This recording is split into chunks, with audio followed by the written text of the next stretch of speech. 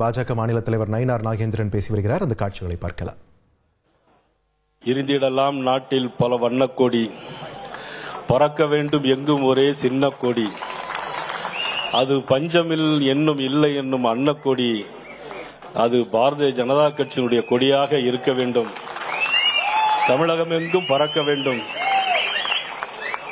உலகத்திலே மிகப்பெரிய கட்சி, 1000க்கும் மேற்பட்ட சட்டமன்ற உறுப்பினர்கள், 250 மேற்பட்ட நாடாளுமன்ற உறுப்பினர்களை கொண்ட இந்த மிகப்பெரிய கட்சியில்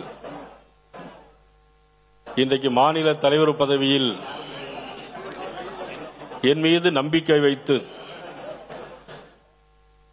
தலைவர் பதவியில் அல்ல, தலைமை தொண்டனாக தேர்ந்தெடுத்ததற்கு தேசிய தலைவர் அனைவருக்கும் எனது நெஞ்சார்ந்த நன்றிகளை நான் தெரிவித்துக் கொள்கிறேன்.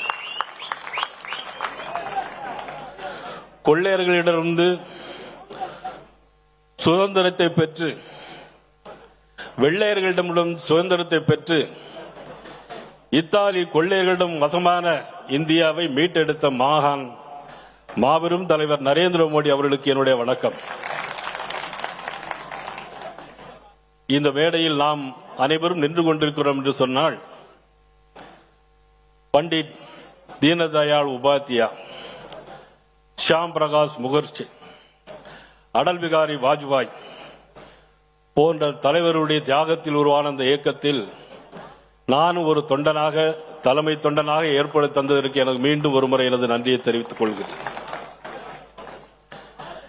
இந்த மேடை இவ்வளவு தூரம் உருவாவதற்கு காரணம், இவ்வளவு பெரிய தொண்டர்கள் இங்கு உருவாவதற்கு காரணம்,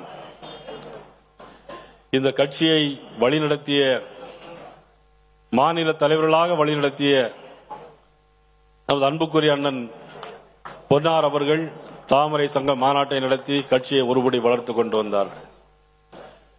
நமது அண்ணன் ஹெச்ராஜா அவர்கள் வழியிலே கட்சியை ஒருபடி மேல் நடத்தி வைத்துக் கொண்டு வந்தார்கள். முன்னாள் மேதகு ஆளுநர் அவர்கள் தாமரை மலர்ந்தே தீரும் அப்படின்னு சொன்னா அது பேரே சொல்ல வேண்டாம், தாமரை மலர்ந்தே தீரும் சொன்ன தமிழிசை சவுந்தரராஜன் அவர்கள் இந்த கட்சியை ஒருபடி மேலே வளர்த்துக் கொண்டு வந்தார்கள்.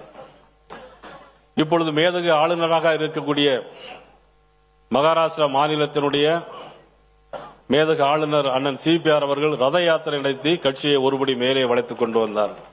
ஒவ்வொரு கோபுரங்களுக்கு ஒவ்வொரு அடுக்கு போல அதை வளர்த்துக் கொண்டு வந்தார்கள்.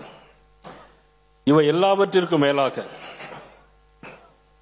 இன்றைக்கு மத்திய இணையமைச்சராக இருக்கக்கூடிய நமது